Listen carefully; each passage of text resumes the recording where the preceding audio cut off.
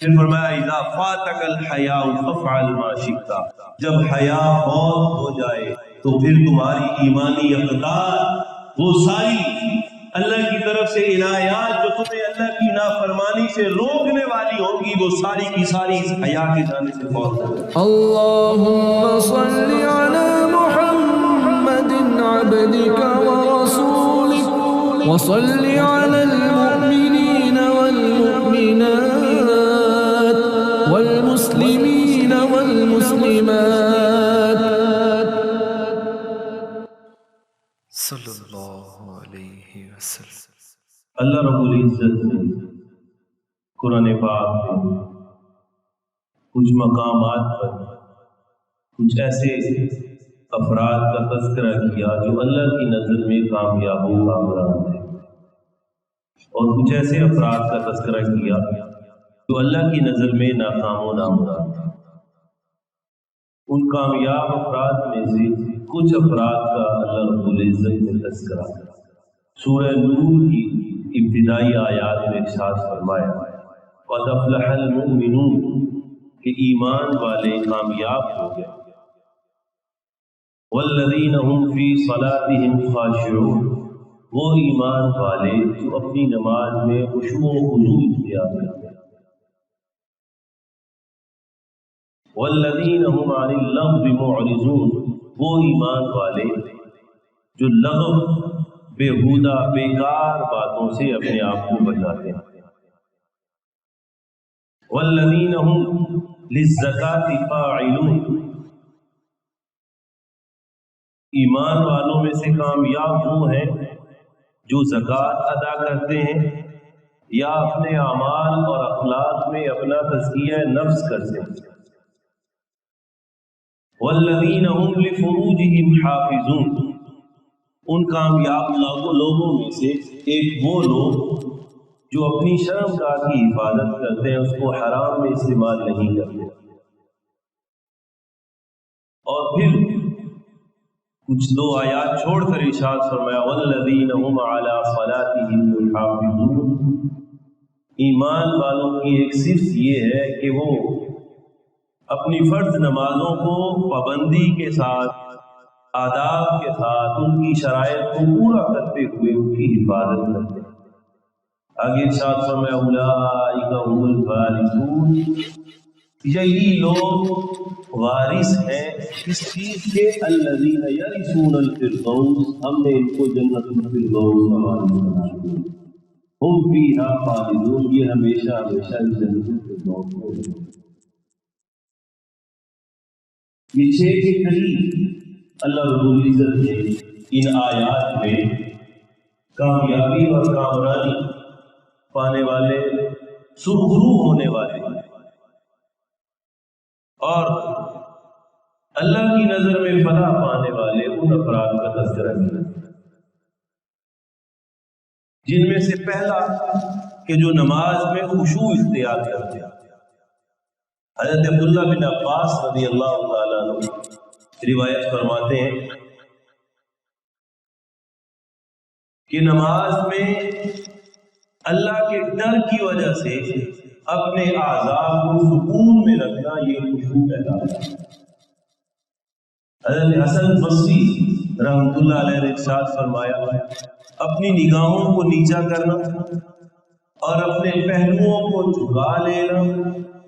اور اپنی آوازوں کو پست کر لینا نماز میں اس کو خشوع کہتے ہیں۔ اسی طرح نبی کریم صلی اللہ علیہ وآلہ وسلم نے ارشاد فرمایا کہ جب انسان نماز میں کھڑا ہوتا ہے تو اللہ کی ذات اس نماز پڑھنے والے کی طرف اس وقت تک متوجہ رہتی ہے جب تک وہ نماز پڑھنے والا اپنی توجہ کسی اور کی طرف نہیں کرتا،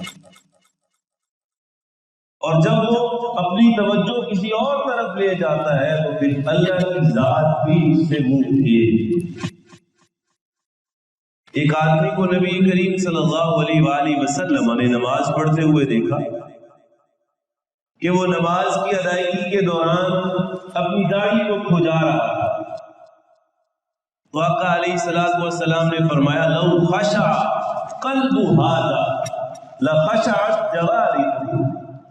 اگر اس آدمی کے دل میں خشوع ہوتا تو اس کے اعضاء میں بھی خشوع آ جاتا، آرام اور سکون آ جاتا۔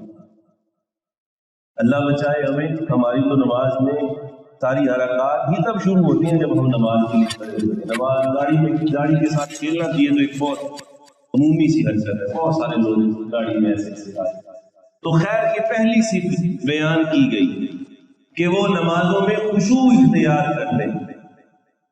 اور حقیقت بات یہ ہے کہ جب ہم نماز میں ہوتے ہیں تو ایک کیفیت ہم پر طاری ہوتی ہے، ایسی کیفیت جو ہماری عام زندگی سے ہٹ کر ہوتی ہے۔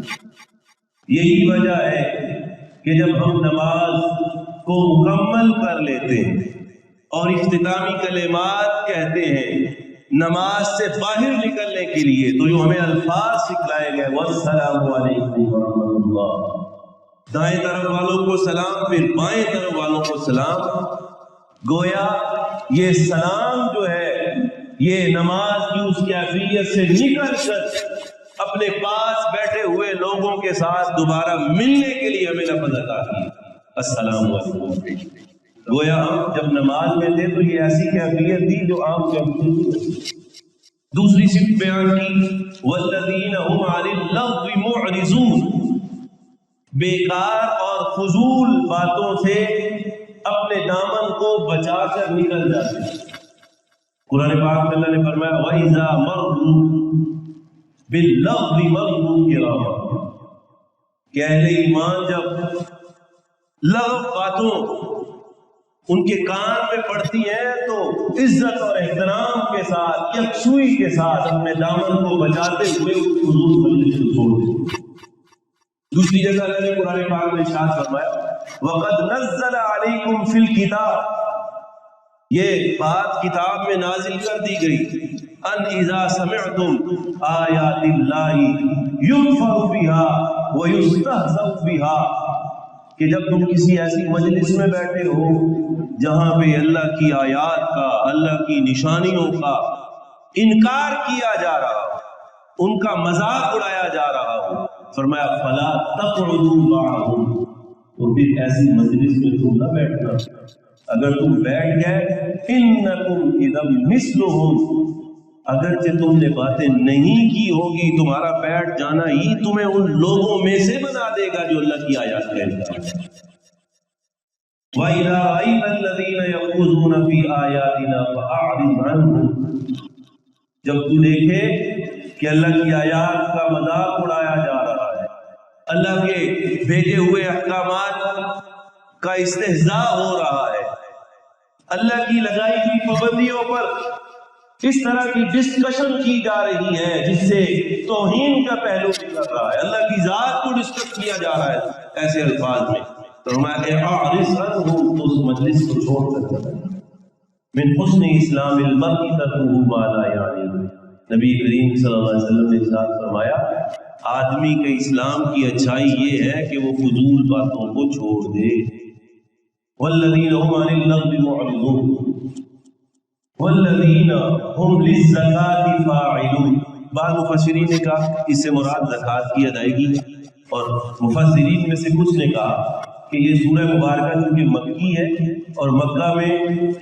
زکوٰۃ کا حکم نازل نہیں ہوا تھا، تو یہاں پہ تزکیہ سے مراد اپنے اعمال اور اپنے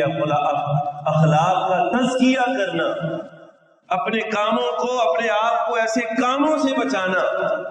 جو اللہ کی ناراضگی والے ہو، جو اندر کی عیوبات ہیں،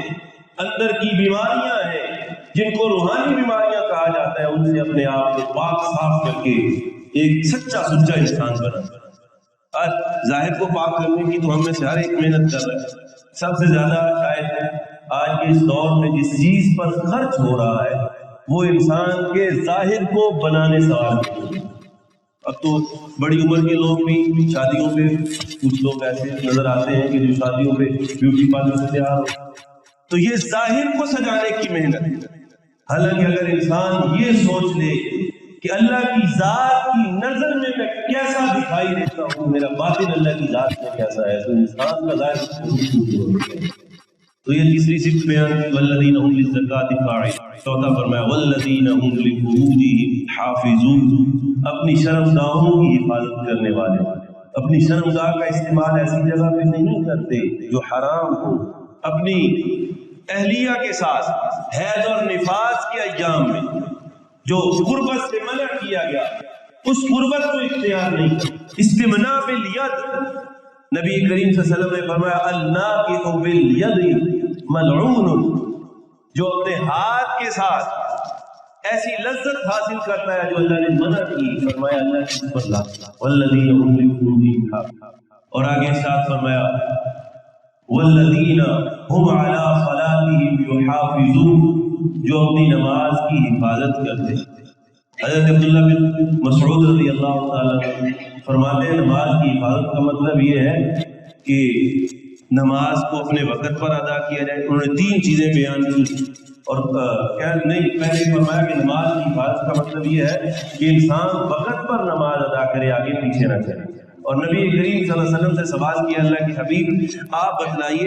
کہ اللہ کو سب سے زیادہ کون سی چیز پسند ہے؟ تو فرمایا الصلاۃ لوقتها،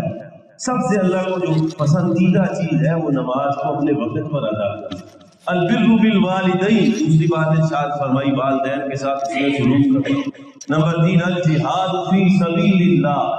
اللہ کے راستے میں جہاد کرنا یہ اللہ کو سب سے زیادہ پسند ہے. اور پھر ارشاد فرمایا کہ جو شخص اللہ کی رضا کی خاطر اپنی نماز کی حفاظت کرتا ہے تو اللہ تعالیٰ اس نماز کی حفاظت کرنے والے کو تمانیت عطا فرماتے ہیں جو دل کا اطمینان ہوتا ہے. اور آگے ساتھ میں اولئک هم الوارثون، یہی لوگ وارث ہیں الذین یرثون الفردوس، جنت الفردوس کے وارث. نبی کریم صلی اللہ علیہ وسلم نے ارشاد فرمایا اذا سألتم اللہ فاسألوه الفردوس، جب تم اللہ سے جنت مانگو تو تمہیں جنت الفردوس مانگنا چاہیے، کیونکہ جنت الفردوس فرمایا یہ جنت کے بالکل درمیان میں موجود ہے اور اللہ کے عرش کے بالکل نیچے ہے. اور فرمایا جنت کی جتنی نہریں ہیں وہ اللہ جنت الفردوس سے نکالتا. اللہ تعالیٰ مجھے اور آپ کو بھی اسی طرح جنت الفردوس میں اکٹھے ہونے کی توفیق دی. تو یہ چند صفات اللہ نے اس سورہ مبارکہ کی ابتدائی آیات میں مومنین کی بیان ہے. ان میں سے چوتھی صفت والذین هم لفروجہم حافظون، اپنی شرمگاہوں کی حفاظت کرتے ہیں، عفت اور عصمت کا خیال کرتے ہیں. عفت اور عصمت کہلاتا ہے انسان کا ہر اس کام سے اپنے آپ کو بچا لینا جو انسان کی عزت کو تار تار کر دیتا ہو، اسے اپنے آپ کو بچا لینا. اور یاد رکھیے یہ عفت اور عصمت یہ ایمان کا جوہر ہے. جوہر جب انسان سے یہ جوہر نکل جائے تو پھر انسان کھوکھلا ہو جاتا ہے. قرآن پاک میں اللہ نے فرمایا وَلْيَسْتَعْفِفِ الَّذِينَ لَا يَجِدُونَ نِكَاحًا وَلْيَسْتَعْفِفِ الَّذِينَ لَا يَجِدُونَ نِكَاحًا، جن لوگوں کو ابھی نکاح کرنے کا موقع نہیں ملا، جو ان کا بھی وہ وقت نہیں آیا یا اسباب پیدا نہیں ہوئے، ان کو چاہیے کہ اللہ سے عفت طلب کیا جائے. پھر عفت کیسے پیدا ہوگی، عصمت کیسے پیدا ہوگی؟ قرآن پاک کی اگر آیات کو دیکھا جائے تو چند نکات قرآن پاک سے ملتے ہیں جو انسان میں عفت پیدا کرتے ہیں. ان میں سے پہلی بات الحیا، حیا کا پیدا ہونا. حیا جو ہے یہ ایمان کا نور ہے. نبی کریم صلی اللہ علیہ وسلم نے فرمایا الایمان والحیاء توأمین، ایمان اور حیا دو جڑواں بھائی ہیں، اگر ان میں سے ایک چلا جائے تو دوسرا خود بخود چلا جائے. گویا اگر انسان کے اندر حیا باقی نہ رہے تو ایمان بھی باقی نہیں رہتا. دوسری جگہ پہ ارشاد فرمایا ان الحیاء والایمان قرناء، حیا اور ایمان دو ساتھی ہیں، اگر ان میں سے ایک چلا جائے تو دوسرا خود بخود چلا جائے. پھر فرمایا اذا لم تستحی فاصنع ما شئت، جب تمہارے اندر حیا نہ رہے پھر تم جو مرضی کرتے ہو تمہیں کوئی پوچھنے والا نہیں. پھر فرمایا اذا فاتک الحیاء فافعل ما شئت، جب حیا فوت ہو جائے تو پھر تمہاری ایمانی اقدار وہ ساری اللہ کی طرف سے عنایات جو تمہیں اللہ کی نافرمانی سے روکنے والی ہوں گی وہ ساری کی ساری اس حیا کے جانے سے فوت ہو جائے. ایک صحابی اپنے بھائی کو کہہ رہے تھے تو بڑا شرمیلا ہے، اپنے شرم کو کچھ دور کرو، کچھ بول چال کرنے والے بنو۔ تو نبی کریم صلی اللہ علیہ وسلم کے کان مبارک میں یہ بات ارشاد فرمایا یہ جس حالت میں ہے اس کو اس حالت میں رہنے دو، یہ شرمیلا پن کوئی عیب نہیں ہے بلکہ یہ تو خوبی ہے جو اللہ نے اس کے اندر ہے۔ تو پہلی بات حیا انسان اپنے اندر پیدا کرتا ہے، اللہ کی ذات کا حیا ہے کہ اللہ کی ذات مجھے دیکھ رہی، محبوب کریم حضرت محمد رسول اللہ صلی اللہ علیہ وآلہ وسلم کا حیا ہے کہ کل قیامت کے دن جب اللہ کی بارگاہ میں ہمیں پیش کیا جائے گا اور ہمارے نامہ اعمال کو کھولا جائے گا، کیسے میں نبی کریم صلی اللہ علیہ وآلہ وسلم کی ذات عالی کا سامنا کروں؟ یہ تصور انسان کو حیا کی طرف لاتا ہے، ایک بات۔ دوسری بات حیا عفت اور عصمت پیدا کرنے کی دوسری بات، جیسے ہی بچے بلوغت کی طرف جا رہے ہوں ان کے بستر کو علیحدہ کر دیا۔ آپ علیہ الصلوۃ والسلام نے ارشاد فرمایا فرقوا بینہم فی المضاجع، کہ جب بہن بھائی 10 سال کی عمر کے ہو جائیں یہ نہ سمجھنا کہ یہ بہن بھائی ہے، ان کے بستروں کو ایک دوسرے سے جدا کر دو، ان کو علیحدہ کر دو۔ اب میرے اور آپ کی سوچ نبی کریم صلی اللہ علیہ وآلہ وسلم کی سوچ سے، آپ کی اس احتیاط سے، جس جگہ پر آپ کا علمی اور عملی مقام ہے وہاں تک نہیں پہنچ سکتے۔ جو آپ نے بات ارشاد فرمائی اس میں حکمت ہے۔ پھر ارشاد فرمایا کہ جو بچے تمہارے بالغ ہو جائیں، تیسری بات ان بالغ بچوں کو اس بات کا پابند بناؤ کہ وہ جب کسی کے کمرے میں داخل ہو، خاص کر تمہارے کمرے میں داخل ہو تو داخل ہونے سے پہلے اجازت طلب کرو، بغیر اجازت سے داخل نہ ہو۔ تین مقامات تو ایسے ہیں جہاں پہ تو ہر کسی کو کمرے میں جانے سے پہلے 3 وقت ایسے ہیں کہ ہر کسی کو کمرے میں داخل ہونے سے پہلے اجازت طلب کرنے کو یا ایھا الذین آمنوا اے ایمان والو لیستأذنکم الذین ملکت ایمانکم یا ایھا الذین آمنوا لیستأذنکم الذین ملکت ایمانکم والذین لم یبلغوا الحلم منکم 3 مرات، جو تمہارے گھر میں نوکر ہیں، تمہارے وہ بچے جو بھی بالغ بھی نہیں ہوئے، چھوٹے ہیں، 3 اوقات میں تمہارے کمروں میں داخل ہونے سے پہلے تم سے اجازت طلب کریں۔ من قبل صلاۃ الفجر، اگر نماز فجر سے پہلے تمہارے کمرے میں آنا چاہتے ہیں اجازت طلب کریں۔ وحین تضعون ثیابکم من الظہیرۃ، اور دوپہر کے وقت جو تم آرام کے لیے لیٹتے ہو، اور بسا اوقات تم اپنے لباس کو، انسان سوتے وقت اپنے لباس کو ڈھیلا ڈالا کرتا ہے، ایسا لباس پہنتا ہے جس میں اس کو راحت، اس وقت بھی اگر بچے داخل ہونا چاہتے ہیں، گھر کا کوئی فرد داخل ہونا چاہتا ہے، اجازت طلب، عفت و عصمت پیدا کرے گا۔ ومن بعد صلاۃ العشاء، اور عشاء کی نماز کے بعد اگر تم کسی کے کمرے میں داخل ہونا چاہو تو تمہیں اجازت طلب کرے، پرائیویسی کا خیال رکھنے کو حکم دیا گیا۔ اور پھر فرمایا وَإِذَا بَلَغَ الْأَطْفَالُ مِنْكُمُ الْحُلُمَ فَلْيَسْتَأْذِنُوا، اب جب تمہارے بچے بالغ ہو جائیں، نابالغ ہونے کی کیفیت میں تو 3 اوقات بتلائے، فرمایا جب بالغ ہو جائیں پھر جب بھی تمہارے کمرے میں داخل ہونا چاہیں گے ان کو اجازت طلب کرنی چاہیے، بچوں کو پابند بنایا جائے۔ جب یہ آیات اتری نا تو حضرت ابو ہریرہ رضی اللہ تعالیٰ عرض کیا اللہ کے رسول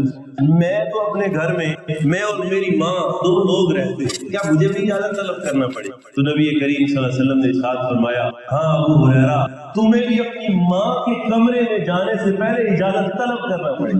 پھر عرض کیا اللہ کے رسول میں اور میری ماں ہم 2 لوگ ہیں، تو آقا علیہ الصلوۃ والسلام نے ارشاد فرمایا ابو ہریرہ کیا تم اس بات کو پسند کرتے ہو کہ تم اپنی ماں کو بے لباس دیکھو؟ ہو سکتا ہے کہ تم جب اس کے کمرے میں جاؤ تو وہ ایسی کیفیت میں ہو جس کو تم دیکھنا پسند کرو۔ تو یہ تیسری بات ارشاد فرمائی کہ بچوں کو پابند بنایا جائے، اجازت طلب کرے۔ اور نمبر 4 بات پردے کا،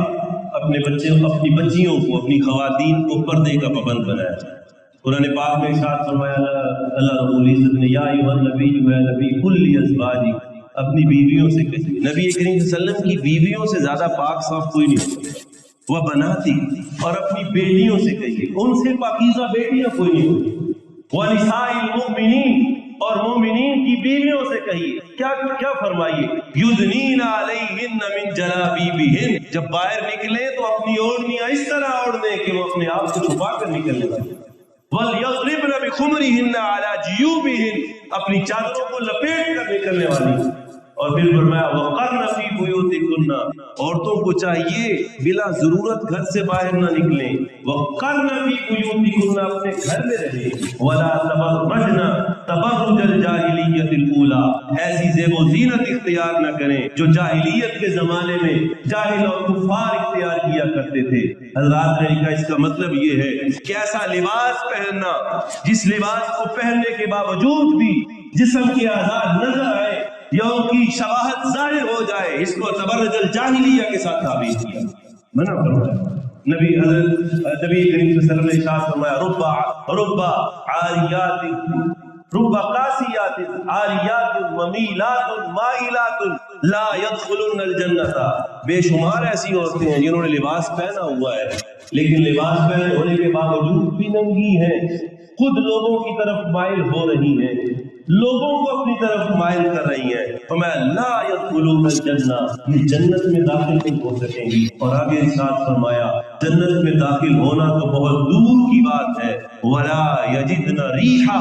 یہ اس جنت کی خوشبو کو بھی نہیں پا سکتے۔ عفت اور عصمت پیدا کرنے کا ایک اہم طریقہ پردے کا اہتمام ہے، اس سے بھی ہم غافل ہوتے جا رہے ہیں، اللہ ہمیں توفیق دے۔ پھر ارشاد فرمایا پانچویں چیز نگاہ کی حفاظت، یہ انسان کے اندر عفت اور عصمت پیدا کرتی ہے، نگاہ کی حفاظت۔ آقا علیہ الصلوۃ والسلام نے فرمایا النظرۃ سہمۃ من سہام الشیاطین، نگاہ جو ہے یہ شیطان کے تیروں میں سے ایک تیر ہے، اور یہ ایسا تیر ہے کہ جو مارنا چاہتا ہے اسی کو آ کر لگتا ہے۔ ہم جس پر نظر ڈال رہے ہیں اس کو تو شاید خبر بھی نہ ہو کہ ہم اس پہ نظر ڈال رہے ہیں، یہ ایسا زہریلا تیر ہے، یہ جب نکلتا ہے تو آ کر ہمیں ہی ہمارے ایمان کو زخمی کرتا ہے۔ نظر کی حفاظت۔ اور پھر ارشاد فرمایا ایک اور نقطہ جو عصمت اور عفت پیدا کر سکتا ہے، فرمایا کہ جب تم کسی کے گھر میں داخل ہونا چاہو تو داخل ہونے سے پہلے ایسے داخل ہو کہ تمہارا داخل ہونا اس گھر والوں کو خوشگوار محسوس ہوتا ہو۔ یا ایھا الذین آمنوا، اے ایمان والو، لا تدخلوا بیوتا غیر بیوتکم حتی تستأنسوا، وہ تم سے مانوس ہو، تمہارے جانے سے مانوس ہو، تمہارے جانے سے کوئی تکلیف نہ ہو، وتسلموا علی اہلھا، اور جب جاؤ تو ان پر سلام پیش کرو۔ آقا علیہ الصلوۃ والسلام نے ارشاد فرمایا وہ شخص خائن ہے، خیانت کرنے والا ہے جو دروازہ کھٹکھٹاتا ہے، ابھی اجازت نہیں ملی ہوتی، اجازت ملنے سے پہلے وہ گھر میں جھانکتا ہے، فرمایا یہ خیانت کرتا ہے۔ اور آگے ارشاد فرمایا کہ اگر ایسے جھانکنے والے کو اندر والا کوئی پتھر مار کر، کوئی لکڑی مار کر اس کی آنکھ کو پھوڑ دے تو اس آنکھ پھوڑنے والے سے کوئی حساب نہ لیا جائے گا، کیونکہ اس نے خیانت کی۔ اور پھر عفت اور عصمت کو پیدا کرنے والی ایک اہم چیز نکاح، جلد نکاح کرنا، جلد نکاح کرنا۔ ہم کہتے ہیں نہیں بچہ ابھی پڑھ رہا، ابھی اس نے ایم فل کر لیا، پی ایچ ڈی کرے گا، 16 سال کی عمر میں میٹرک ہوتی ہے جا کے ہمارے اپنے عزیز میں، تو پی ایچ ڈی تک تو وہ بیچارہ جس طرح کی یونیورسٹیوں کے حالات ہے 30 سال تک پہنچ جاتا ہے۔ ہم کہتے ہیں ابھی بچہ ہے، بچیوں کے لیے کہتے ہیں ابھی جوڑ کا رشتہ نہیں ملا۔ ایک بڑا عذر کہ ابھی مالی اسباب اور حالات ایسے نہیں ہیں کہ میں اپنے بچوں کے نکاح کر سکوں۔ اللہ فرماتے ہیں وَأَنكِحُوا الْأَيَامَ، تم میں سے جو بے نکاحیں ہیں ان کا نکاح کرو۔ سارے معاشرے کو حکم دیا جا رہا ہے من عبادکم و ایمائکم، وہ غلام اور کنیزیں جن کے تم سربراہ بنے ہوئے ان کے نکاح بھی تم کرو۔ آگے ارشاد کیا فرمایا ان یکونوا فقراء یغنیہم اللہ من فضلہ، کہ تمہیں اس بات کا ڈر ہے کہ نکاح نہیں کر رہا کہ یہ فقیر ہے، غریب ہے، محتاج ہے، ہمارے پاس مال اور اسباب موجود نہیں۔ فرمایا نکاح کرنا تمہارا کام ہوگا، اللہ اس نکاح کی برکت سے تمہیں غنی کرے۔ حضرت ابوبکر صدیق رضی اللہ تعالیٰ نے ارشاد فرمایا کہ بھائی تم اس بات سے ڈر رہے ہو کہ غربت اور فاقے نے تمہیں گھیر رکھا ہے، تم اس کام کو تو کر کے دیکھو، یہ کام تم پورا کرو گے، میں اللہ کی ذات سے مجھے یقین ہے کہ اللہ نے جو وعدہ ہمارے ساتھ کیا اللہ وہ کر دے۔ وَأَنكِحُوا الْأَيَامَ مِنكُمْ وَالصَّالِحِينَ، اور ہم نے تو اس بات کو بڑا لائٹلی سا کیا کہ نکاح کرنا تو سنت ہے، یہ اس کو بالکل بے اہمیت کر دیا۔ بھئی نکاح کی بڑی صورتیں ہیں، اگر کسی انسان کے اوپر شہوت اتنی غالب ہو کہ وہ شہوت سے بچ نہ سکتا ہو اور اس کو اس بات کا بھی یقین ہے کہ وہ اپنی زوجہ کے حقوق سارے ادا کر لے گا، تو ایسے شخص پر نکاح کرنا فرض قرار دیا گیا، سنت نہیں ہے، فرض قرار دیا گیا۔ اور جس کو بہت زیادہ شہوت کا غلبہ نہ ہو لیکن یہ اس کے ذہن میں ہو، خوف ہو کہ اگر مجھے گناہ کا موقع ملے تو میں گناہ میں مبتلا ہو جاؤں گا، تو ایسے شخص پر نکاح کرنا واجب ہے۔ اور جس کے اندر فطری تقاضے خاتون کے پورے کرنے کی صلاحیت موجود نہ ہو، ایسے شخص کے لیے نکاح کرنا حرام ہے۔ اور پھر آخری بات جو عفت اور عصمت کو پیدا کرتی ہے کہ اپنے آپ کو بدکاری سے بچائیں، اپنے آپ کو برائی سے بچائیں۔ وَلَا تَقْرَبُوا الزِّنَا، اللہ نے قرآن پاک میں ارشاد فرمایا۔ اور پھر نبی کریم صلی اللہ علیہ وسلم نے فرمایا انسان کی آنکھ بھی زنا کرتی ہے، انسان کے کان بھی زنا کرتے ہیں، انسان کے دوسرے اعضاء بھی زنا کرتے ہیں۔ جب ہم اپنی زبان کے ساتھ ایسے کام کریں جو زنا کے قریب لے جانے والے ہوں، اپنی آنکھوں سے ایسے کام کریں جو زنا کے قریب لے جانے والے ہوں، تو یہ بھی آنکھوں اور کانوں اور زبان کا ہوگا۔ تو آج کے معاشرے کے حالات میں اور آپ مجھ سے زیادہ آپ جانتے ہوں گے کہ بڑی بے رحمی کا شکار ہیں، اور ایسے مارچ بھی قائم کیے جا رہے ہیں ملک میں جو ایسے سلوگن اٹھا کر لوگوں کو بے عملی کی طرف متوجہ کر رہے ہیں۔ تو اس دور میں ہم صرف بات نہ کریں بلکہ اس حیا کے پیمانوں کو، عفت اور عصمت کے پیمانوں کو اپنی زندگی میں لاگو کریں اور دوسروں کو اس پر لانے کی کوشش کریں۔ اللہ تعالیٰ مجھے اور آپ کو اس باتوں پر عمل کرنے کی توفیق عطا فرمائے۔ آمین۔